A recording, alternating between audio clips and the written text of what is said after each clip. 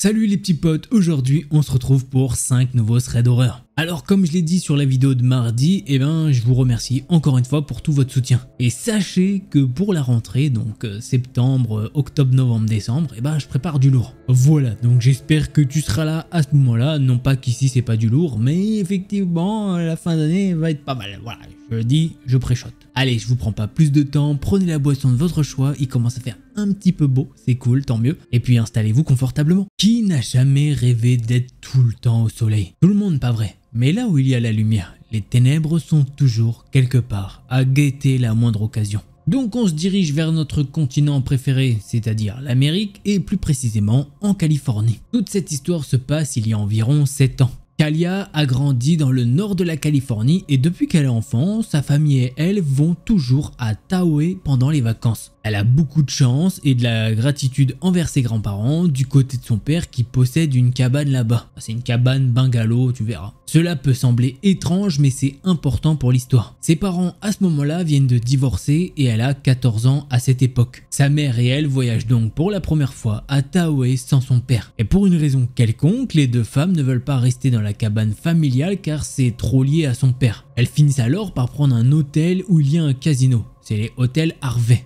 Au début, elle sait que ce sera une aventure amusante en dehors de ce qu'elle connaît déjà. Car à chaque fois qu'elle visite Tahoe, elle dormait au chalet avec sa famille. Quoi qu'il en soit, ces vacances-là, normalement, c'est juste elle et sa mère qui doivent passer du bon temps entre mère et fille. Elle ne se souvient pas de grand chose à propos de ses vacances, à part l'incident qui va suivre. Sa mère finit par l'emmener au TJ Maxx local et elle achète de nouveaux vêtements. Elle retourne à leur hôtel et décide de rentrer après. Elles ne sont pas au dernier étage ni au rez-de-chaussée, elles sont au 10e étage. Kalia et sa mère sont dans l'ascenseur et il y a une personne avec elle. Mais cette personne descend avant, ce qui fait que maintenant elles ne sont plus que deux. Kalia se tient près de la porte d'hôtel en train de discuter avec un de ses amis au téléphone. Et là, elle peut entendre la poignée de la porte commencer à bouger légèrement. Pendant ce temps, sa mère est au fond de la pièce sur son lit et parle comme toujours car elle est hyper bavarde. Kalia regarde vers la porte pour mieux voir car elle n'en croit pas ses yeux et elle regarde bien attentivement à travers le judas. Et derrière la porte se trouve un homme adulte, probablement au début de la trentaine, avec un sweat à capuche noire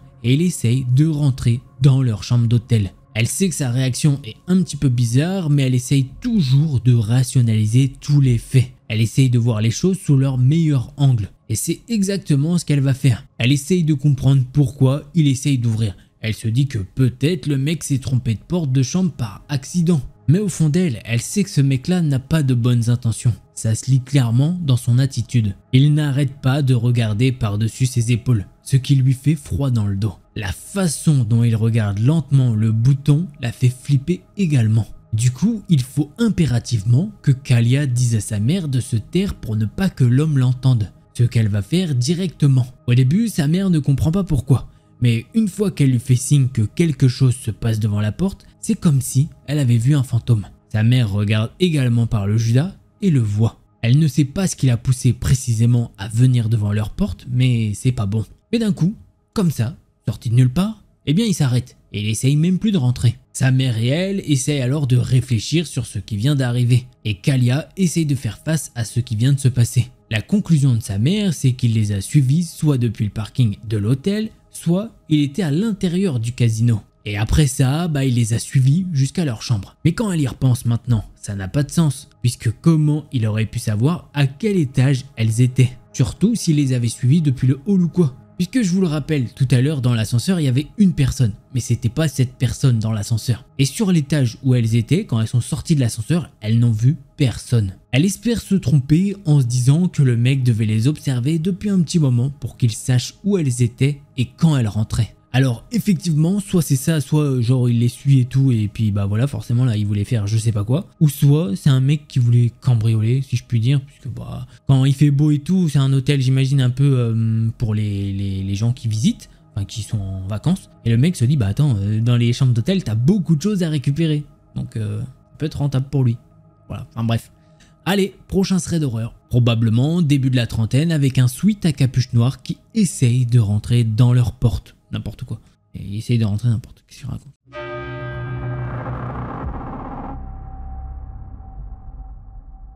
Alors oui, avant que commence ce deuxième thread d'horreur, je sais, des fois j'ai les cheveux qui partent en cacahuète, c'est normal. Déjà qu'ils sont là, on est content. Hein, donc on va pas se plaindre d'avoir des cheveux qui partent en cacahuète.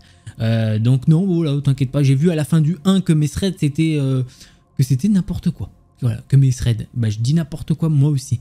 Mes cheveux, voilà, on fait la paire, et moi et mes cheveux. L'histoire que je vais vous raconter, c'est celle de Laure, et c'est une femme de tout ce qu'il y a de plus banal de 34 ans. Il y a de nombreuses années, elle est sortie avec un homme enfant qui a relativement le même âge qu'elle. À cette époque, ils s'entendent plutôt bien. Ils se présentent de manière gentleman, hospitalière, gentille et aimant. Avec le recul, les choses ont dégénéré assez rapidement. Ils sont vite passés d'amis à couple en un mois. Et elle nous dit que c'est sûrement pas assez de temps pour vraiment connaître quelqu'un. Cette histoire est assez longue et donc on va la raccourcir sans omettre des détails essentiels. Ils se voient quotidiennement et ils traînent principalement chez lui. Cela lui convient au début car elle est plutôt introvertie. Quelques mois après le début de leur relation, elle commence à lui demander pourquoi ils ne font pas comme les couples normaux et pourquoi il ne reste que dans son appartement. Ses réponses sont toujours vagues et il essaye toujours de réorienter la conversation. Il pense sûrement que Laure est débile pour ne pas voir qu'elle comprend qu'il essaye d'éviter le sujet à chaque fois. C'est à ce moment-là qu'elle a commencé à se dire qu'il y avait quelque chose qui clochait. Et elle est devenue curieuse et à partir de là, ça s'est dégradé. Elle n'est pas une personne intrusive, mais étant donné que son partenaire ne lui répond pas trop, elle a le droit de lui demander pourquoi il s'isole. Après quelques légères interrogations pendant quelques semaines, elle remarque qu'il commence à être distant. Ce changement notable est difficile à ignorer et elle a largement confirmé ses soupçons. Mais elle ne veut pas baser ses décisions sur des hypothèses. Elle a honte de l'admettre, mais un jour, alors qu'il dormait, elle a consulté son téléphone. Et elle se sent toujours dégoûtée d'avoir fait ça, même si elle a trouvé la preuve à 100% qu'elle était la meuf du côté. Celle qu'il a pris pour tromper sa véritable femme. Le truc, c'est qu'elle n'arrive pas à y croire. Elle est quotidiennement avec cette personne. Mais cela confirme évidemment pourquoi ils ne sortent jamais ensemble. Ils ne voulaient pas se faire surprendre. Et cette femme ne devait se douter de rien.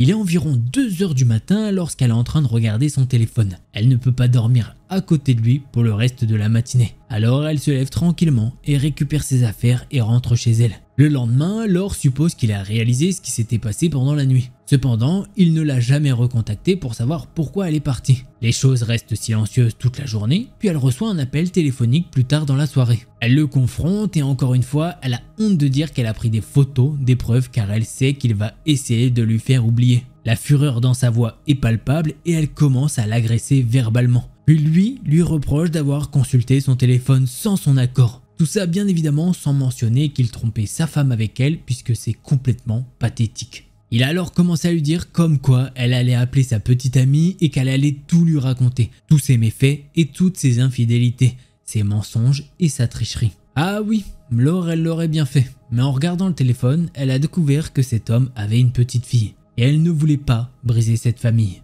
La petite fille était tellement inconsciente qu'elle ne voulait pas les détruire. Et elle a peur que ce mec se venge d'elle. Et Laure se dit qu'elle finira de toute façon par le découvrir. Elle regrette de ne pas l'avoir informé. Mais sa décision sur le moment est prise et elle ne peut pas la changer. C'est là que va commencer son cauchemar. Il est tellement paranoïaque et certain qu'elle va appeler sa petite amie qu'il l'appelle constamment, quotidiennement et il lui fait des menaces. Elle de son côté lui dit constamment qu'elle ne la contactera pas. Et que ça ne le regarde surtout pas, que de toute façon, elle finira par le découvrir toute seule, et qu'il est un sale type, qu'il trompe sa femme, et qu'il est vraiment pas si bon au lit en fait. Tout ce qu'elle veut, c'est qu'il lui fiche la paix, et qu'il ne l'appelle plus.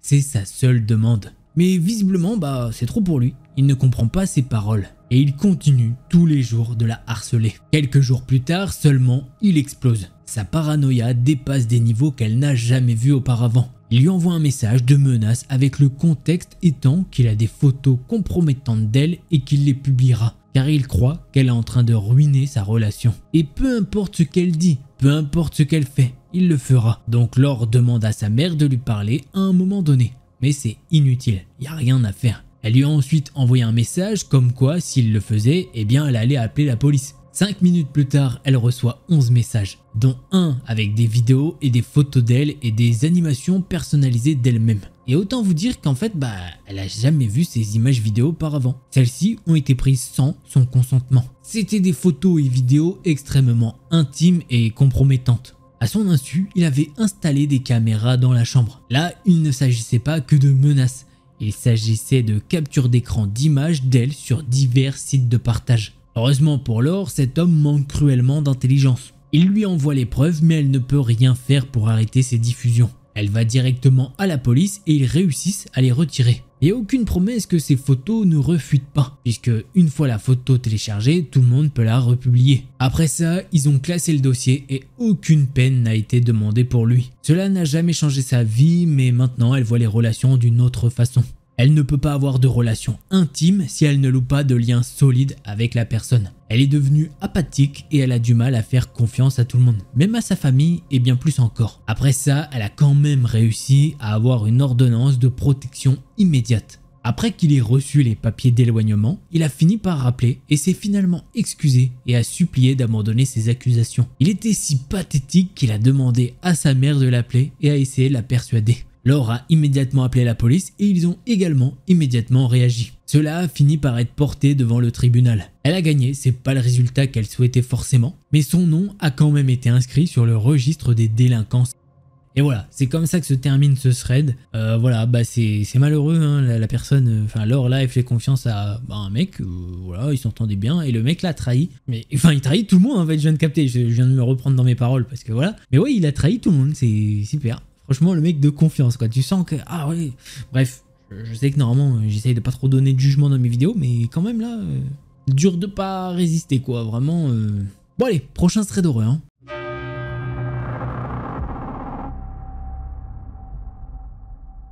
Et si on vous demandait quel est votre prix pour ce qui vous est le plus cher? Quel prix demanderiez-vous? Tout ceci s'est passé il y a quelques années. Elisa promène son chien comme elle le fait toujours. Elle habite dans une petite ville où rien ne se produit. Et où la plupart des gens sont chez eux à 19 h. Elle a l'habitude de promener son chien tous les soirs vers 18 h.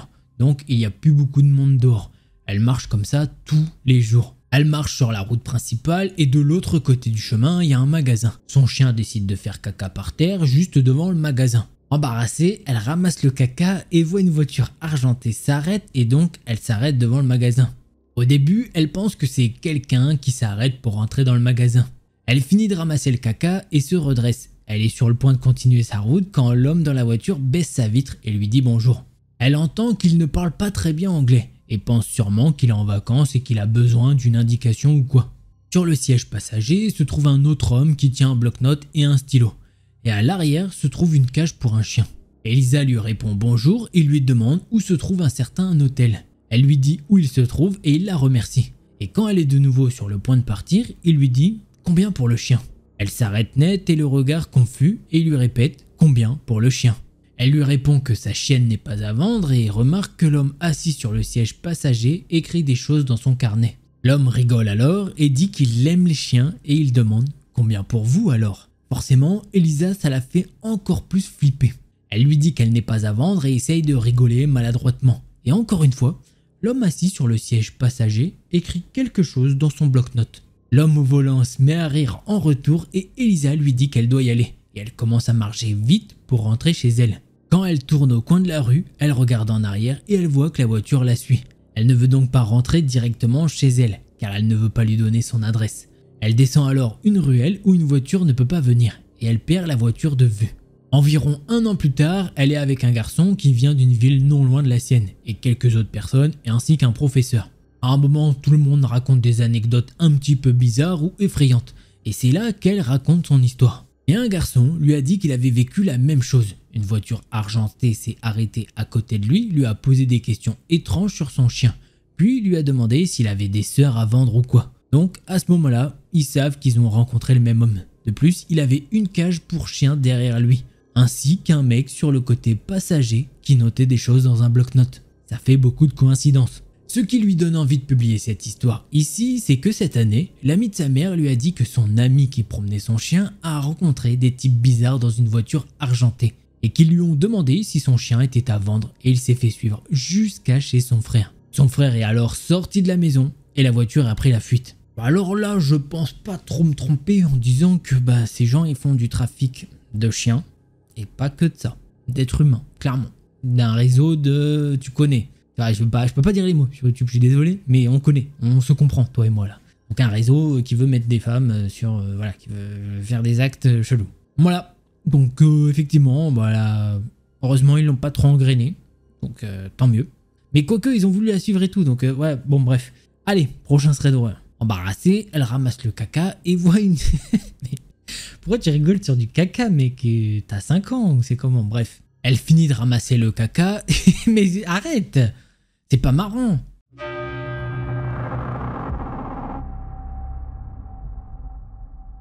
Alors juste avant que commence ce thread d'horreur, si tu ne l'avais pas fait, un petit pouce bleu et un abonnement, c'est très appréciable. Voilà, je cherchais mes mots, parce que c'est ça aussi des fois. C'est pas que raconter des trucs. Des fois on loupe ses mots. Et ben voilà, là je cherchais mes mots. Mais voilà, bon, si tu veux mettre un petit pouce bleu, c'est cool. Allez, on reprend avec l'histoire. Alors attention, cette histoire contient des passages qui peuvent heurter la sensibilité des personnes sur certains sujets. Il y a des attouchements, enlèvements et actes non consentis. Voilà. Et si quelque chose que vous ne compreniez pas vous faisiez du mal, vous avez vu quelque chose et ce n'est pas paranormal, mais ce n'est pas humain non plus. C'est quelque chose que vous n'auriez jamais imaginé qui a fait quelque chose sur vous. Et vous ne savez pas du tout ce que c'est, à part que cela vous fait du mal. Et si jamais vous parliez de cette chose à quelqu'un, vous passeriez sûrement pour un fou ou une folle. Et donc, vous n'en parlez à personne. Pauline nous avoue qu'elle a très peur de partager son histoire. Mais beaucoup de personnes ont déjà vécu ou vu des choses qui sont en accord avec ce qu'elle va nous raconter dans cette histoire. Et jusqu'à aujourd'hui, elle n'a jamais mis cette histoire en format papier ou quoi que ce soit.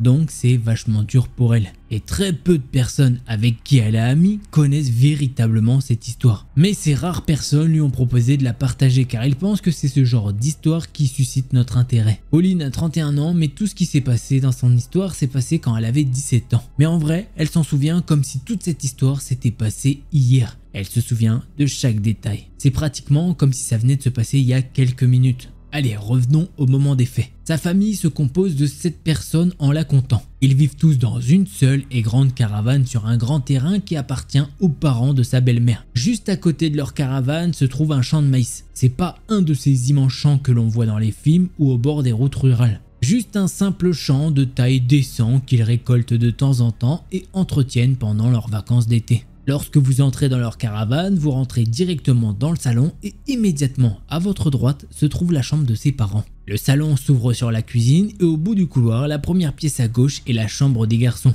Ils sont 3. La deuxième porte à gauche est la salle de bain et tout au bout de la roulotte se trouve la chambre de Pauline et de sa sœur. Dans leur chambre, elles partagent un lit gigogne. Il y a une fenêtre juste à côté de leur commode sur laquelle se trouve à l'époque une vieille télévision cathodique et un magnétoscope. Lorsque le lit gigogne est complètement sorti, il touche la commode. Et si vous vous allongez au pied, vous pouvez directement voir par la fenêtre qui repose pratiquement sur le sol. Mais la vue depuis la fenêtre prend des proportions étranges la nuit. La vue est magnifique depuis la fenêtre de sa chambre. De plus, sa fenêtre donne sur les champs de maïs. Comme on peut l'imaginer, elles vont rarement au pied du lit pour regarder par la fenêtre. Elles sont assez jeunes, donc l'idée d'avoir la vue sur le champ de maïs les effraie. Une nuit d'été, en juillet, ils sont tous au lit. Sa sœur qui est plus jeune s'endort toujours avant elle. Elle grince des dents dans son sommeil et c'est toujours compliqué pour elle de s'endormir en entendant ça. Du coup, elle se déplace généralement au pied du lit et cette nuit-là ne manque pas à l'appel. Elle est au pied du lit et donc elle tourne le dos à la fenêtre même s'il y a des rideaux sur la fenêtre. Et elle est toujours effrayée de ce qu'elle pourrait voir. Elle s'est endormie mais soudain elle va se réveiller sans explication au milieu de la nuit. Pauline est assise dans son lit et elle peut voir une lumière qui brille à travers la fenêtre. Et donc elle s'est assise en face de la fenêtre. La lumière est de couleur rouge, elle s'approfondit et s'éclaircit de temps en temps. Encore à moitié endormie, elle comprend pas. Et elle possède un esprit curieux. Donc, elle tire le rideau. Quelque chose plane au-dessus du champ, un espèce d'engin en forme d'ovale. C'est immense et des lumières en sortent. Elle secoue la tête comme si elle était en train de rêver. Mais rien ne se passe, l'engin plane toujours et la terreur qu'elle ressent est bien réelle. Pauline regarde par la fenêtre pendant un certain temps lorsqu'elle remarque un mouvement dans le champ de maïs. Elle n'avait pas remarqué qu'elle retenait son souffle jusqu'à ce que des étourdissements la frappent au niveau de la tête. Elle observe le mouvement sur le terrain et essaye d'anticiper ce qui pourrait en sortir. Et enfin, elle peut voir quelque chose en sortir. Et quand cette chose sort, eh bien c'est une silhouette très grande, mince et grise. Elle a des traits féminins très proéminents. Pauline respire avec une certaine gêne et quand elle le fait, c'est comme si cette silhouette l'avait entendue. Et sa tête s'est directement tournée vers elle. Elle a eu un contact visuel avec cette chose. Elle se glisse hors du lit et se cache sous le rebord de sa fenêtre comme si cela allait vraiment pouvoir la cacher. Elle attend là et regarde le feu rouge danser et disparaître sur le mur en face d'elle. quand une pensée lui vient en tête. Est-ce que c'est la seule à être éveillée et à vivre ça? Pour ce qui est de sa petite sœur, honnêtement, elle pourrait dormir malgré une tornade. Donc c'est pas vraiment à elle qu'elle pense. Mais d'autres personnes doivent forcément vivre ça. Ils sont 7 dans la caravane. Elle ressent un sentiment de courage et son esprit curieux prend encore une fois le dessus. Elle a envie de regarder de nouveau par la fenêtre. Lentement, elle commence à se lever et ne quitte pas des yeux la fenêtre. Et quand elle arrive vers la fenêtre, cette chose est là. Elle est devant sa fenêtre, debout, comme si elle attendait qu'elle la regarde. Pauline établit un contact visuel avec l'extraterrestre. Bien sûr, vous n'êtes pas obligé de la croire, mais beaucoup de personnes la traitent de folle et disent qu'elle a simplement rêvé. Mais elle sait ce qu'elle a vu ce jour-là et ce qu'elle a vécu. Les yeux de l'extraterrestre sont grands et noirs. Cette chose cligne des yeux de côté et son visage a 2 petites fentes où se trouve un nez et des lèvres très fines. Son cœur bat la chamade et elle retient son souffle. Là, devant elle, se tient un ou une extraterrestre. Oui, un extraterrestre. La chose place sa main qui n'a que 4 parties qui ressemblent à des doigts et ouvre la fenêtre. Pauline est comme envoûtée et coincée. Elle est incapable de bouger, de parler, de crier et apparemment de respirer. La chose et elle maintiennent le contact visuel alors qu'elle passe la main par la fenêtre. Et sans effort, elle la soulève et la tire à travers la fenêtre. Elle est toujours incapable de faire quoi que ce soit. C'est presque comme si elle était dans une sorte de transe. Son esprit lui hurle de faire quelque chose, son cœur bat à tout rompre. Et si elle en était capable, elle sait très bien que son corps aurait tremblé de peur. L'extraterrestre la pose au sol sur ses 2 pieds et lui a prise la main. La main de la chose est plus chaude que la sienne, presque fiévreuse, et elle commence à l'emmener dans le champ. Dans son esprit, elle résiste, mais son corps la suit comme un chiot perdu. Puis après, tout est devenu sombre. Pauline regarde autour d'elle et elle est incapable de bouger.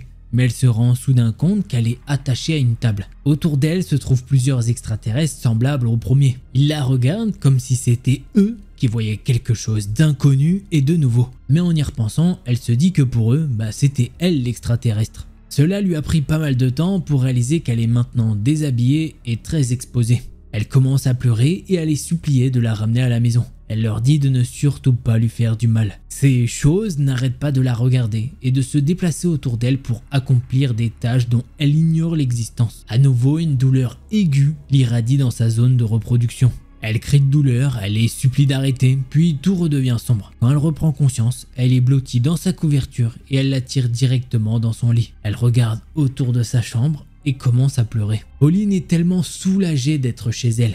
Elle était terrifiée à l'idée qu'il ne la ramène jamais. Mais à ce moment-là, l'envie d'aller aux toilettes la frappe. Elle se lève et en se levant, il y a une petite mare de sang dans le lit. Et elle a commencé son cycle mensuel, bien avant la date prévue. Elle se glisse sur le côté du lit pour se lever et va dans la salle de bain. Elle pose un pied au sol. Mais quand elle pose ce pied au sol, une douleur intense irradie à travers ses ovaires et dans son utérus jusqu'au bas de son dos et le long de ses jambes jusqu'à ses pieds. Elle s'est immédiatement rassise et s'est recroquevillée. Elle est choquée car tout revient de ce qu'elle a vécu cette nuit-là. Et ce qu'elle ressentait quand il faisait des expériences sur elle, eh bien elle le ressent encore dans tout son corps. Pauline sait qu'il faut qu'elle soulage sa douleur et se lève. Elle se dirige lentement vers la salle de bain qui n'est pas très loin de sa chambre. Une fois entrée dans la salle de bain, elle allume la douche et commence à se laver. Mais elle réalise qu'il y a beaucoup trop de sang qui coule le long de sa jambe et que jamais elle a eu un problème semblable auparavant. Au fil des mois, elle continue de ressentir des douleurs intenses dans la même zone. Si intense qu'elle ne peut même pas aller à l'école pendant plusieurs jours. Elle est le genre d'enfant qui aime l'école et qui est fière de recevoir le certificat de fréquentation parfaite à la fin de l'année.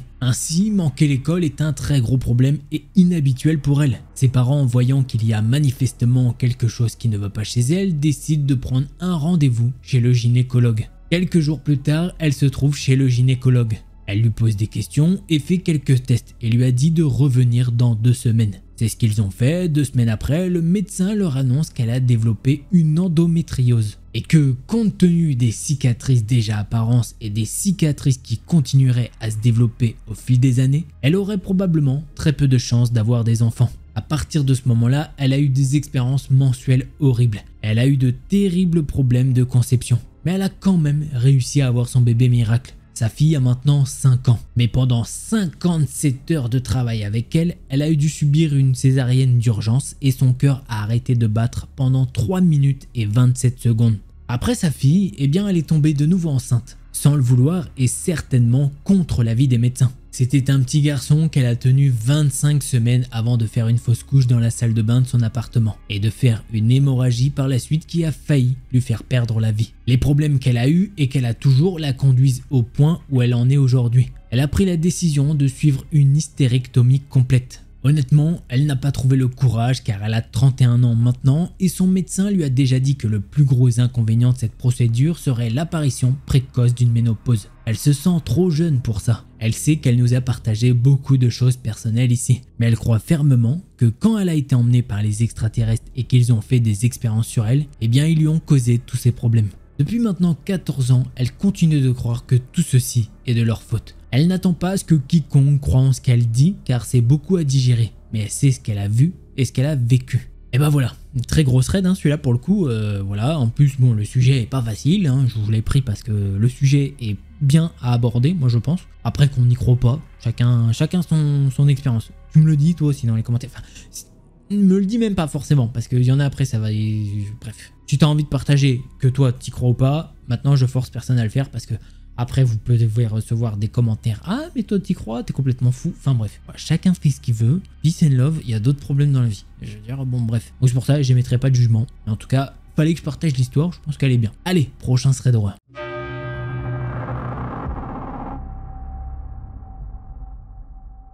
L'histoire que je vais vous raconter, c'est celle de Johanna, elle a 25 ans et elle vient tout juste de finir l'école. Elle a trouvé son premier job et elle a besoin d'indépendance. Donc elle consulte toutes les petites annonces qu'elle peut trouver. Il y en a 2-3 qui sont sympas et elle fait les démarches, demander une visite et tout. Quelques heures plus tard, elle reçoit une réponse d'une personne et elle discute avec elle. Et elles conviennent d'un rendez-vous. La personne au bout du téléphone a l'air tout ce qu'il y a de plus normal. Par contre, il lui demande si c'est une femme seule et si elle a des enfants. Sur le moment, elle se dit qu'il veut juste savoir pour ne pas prendre n'importe qui. Mais elle y pense pas plus que ça. Arrive le jour du rendez-vous et elle s'habille d'une petite jupe sympa et d'un chemisier. Elle veut être présentable et donner une bonne image d'elle. Puisqu'apparemment c'est un appartement qui a beaucoup de demandes, autant mettre tout de son côté. Elle arrive dans un quartier qui est très chic. Elle est arrivée avec un petit peu d'avance puisqu'elle avait peur de ne pas trouver. Donc elle attend. L'heure arrive et un homme d'une 50aine d'années, très bien habillé, arrive. Il lui sourit et s'approche d'elle. Johanna nous dit que l'homme est plutôt maladroit à première vue, car directement, il a voulu lui faire la bise. Qu'elle a refusé car elle veut pas être familier avec son propriétaire directement. Il lui tend alors la main et lui dit d'un ton taquin « Ah, je suis désolé, j'ai tendance à être familier directement avec les jolies jeunes femmes. » Elle rigole gênée et le remercie. L'homme l'emmène dans l'immeuble et il monte au dernier étage. Première chose qu'elle trouve un petit peu chelou, puisque l'appartement qu'elle doit visiter est normalement au 2e étage. Elle lui fait remarquer et lui dit qu'il s'est juste trompé dans l'annonce. Ok, ça arrive à tout le monde de se tromper, donc elle rentre dans l'appartement. Et il est immense, il est très beau. Mais c'est pas du tout ce qu'elle a vu sur les photos en fait. Elle commence à trouver tout ça bizarre en fait. Elle lui dit que c'est pas le même appartement qu'elle a vu et qu'il doit sûrement se tromper de personne. Car là, c'est pas du tout ce qu'elle a recherché, c'est bien trop luxueux et beaucoup trop grand pour elle. C'est là que le mec commence à avoir des yeux de chat et lui dit « Ouais, mais tu peux avoir tout ça gratuitement. Il faut juste que tu passes quelques nuits par semaine avec moi. Et j'ai des tendances particulières, mais ma femme ne veut pas les pratiquer avec moi. Mais je vois que tu es très à mon goût et je peux t'offrir cet appartement si tu fais ce que je désire sexuellement. » Puis après, le mec commence à lui tourner autour. Johanna a très peur et serre son sac dans ses mains. Elle est juste venue faire une visite de logement, normalement. Elle ne comprend pas comment cette visite a pu virer au cauchemar d'un coup. Le mec commence à bien relooker son fessier et commence à respirer bien fort. Elle est tétanisée. Elle n'ose même pas regarder derrière de peur de voir quelque chose qui lui déplaît. Là, le mec va se mettre à côté d'elle et commence à la sentir. Puis il lui dit « Si tu couches là directement, tu as l'appartement. J'ai des petits jouets sympas dans le placard. » Johanna est pratiquement à la porte d'entrée, elle peut voir qu'il y a encore les clés sur la serrure. Mais le mec lui dit alors « Ah, par contre, si tu restes, faudra changer ton shampoing. Il pue. Et je t'apprendrai à te maquiller comme il se doit pour m'accueillir. Attends-moi ici, je vais chercher les petits jouets pour notre petite partie de jambes en l'air. On va commencer doucement, t'inquiète pas. » Terrorisée, elle ne dit pas un mot à cet homme et elle le regarde juste terrifiée, ce qui apparemment l'excite. Enfin, c'est ce qu'elle peut voir. Il va alors dans le placard qui est un petit peu plus loin et qu'il n'avait pas voulu lui montrer tout à l'heure car c'était soi-disant en rénovation. Mais elle décide aussi que c'est son moment pour partir. Elle se retourne discrètement pendant que l'homme a le dos tourné et qu'il sifflote. Elle avance doucement et tourne la clé dans la serrure doucement et elle ouvre la porte. Mais malheureusement la porte grince et elle peut entendre que l'homme a arrêté de siffler. Johanna prend ses jambes à son cou et décide de ne même pas regarder et elle dévale les escaliers. Elle sort de l'immeuble et elle peut voir que l'homme est à la fenêtre de l'appartement et il lui sourit. Et il tient dans ses mains des menottes qu'il lui montre. Elle continue de courir jusqu'à trouver un lieu public où il y a du monde. Elle reprend son souffle et téléphone à ses parents pour qu'ils viennent la chercher. Quelque temps après, ses parents arrivent et lui demandent comment c'était. Elle nous avoue qu'elle n'a pas osé dire ce qui s'était passé. Et elle a enterré cette mauvaise aventure jusqu'à aujourd'hui pour nous la raconter. Elle sait qu'elle aurait dû aller voir la police, mais elle avait honte et elle ne savait pas quoi dire aux policiers. Donc elle a décidé de ne rien dire et de reprendre sa vie. Et à cause de cette mauvaise aventure, elle est restée chez ses parents un petit peu plus qu'elle l'aurait dû. Mais au moins, elle n'est pas retombée sur un de ces mecs chelous qui profitent des filles qui ont besoin d'un appartement contre des faveurs sexuelles. Histoire de dingue qui malheureusement est un petit peu trop commune. J'ai déjà vu pas mal de reportages qui parlaient de ça, donc ça ne m'étonne clairement pas et c'est malheureux. En tout cas, j'espère que tu as kiffé tous ces threads d'horreur. Si c'est le cas, t'oublie pas un petit pouce bleu et un abonnement. Et si t'en veux plus, je t'invite à cliquer sur une de ces deux vidéos là. Allez, c'était Delcor, en attendant la prochaine vidéo, portez-vous bien, tous les petits potes.